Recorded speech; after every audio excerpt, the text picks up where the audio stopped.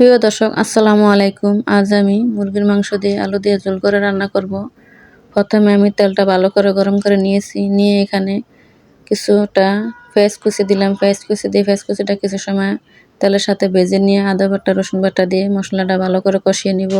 কষিয়ে নিয়ে এখানে হলুদের গুঁড়া, মরিচের গুঁড়া, ধনিয়ার গুঁড়া, জিরার গুঁড়া, গরম মশলা গুঁড়াটা দিয়ে মশলাটা ভালো করে একটু তেলে ভেজে নিব। ভেজে নিয়ে এখানে একটু হালকা গরম পানি দিয়ে দিব। গরম পানি দিয়ে মশলাটা 10 মিনিট ভালো করে কষিয়ে নিব। কষিয়ে নিয়ে এখানে একটু হালকা লবণ দিয়ে দিব। লবণটা দিয়ে আরও 10 মিনিট ভালো করে মশলাটা কষিয়ে নিব। কষিয়ে নিয়ে এখানে আমি ধুয়ে রাখা মাংসগুলো দিয়ে দিব। দিয়ে কম আগুন দিয়ে মাংসটা ভালো করে কষিয়ে নিব। এখানে আমি কিছুটা হাত করা দিব।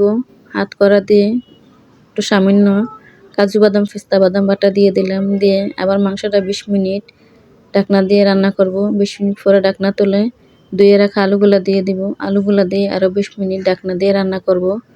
রান্না করে পরিমাণ মতো গরম পানি দিয়ে দিব। গরম পানি দিয়ে 20 মিনিট আবার ঢাকনা দিয়ে রান্না করব। আমার রান্নাটা শেষ। আমার ভিডিওটা ভালো লাগলে আপনারা সবাই লাইক, কমেন্ট, শেয়ার করবেন, সাবস্ক্রাইব করবেন, আমার পাশে থাকবেন। অসংখ্য ধন্যবাদ সবাইকে। আসসালামু আলাইকুম।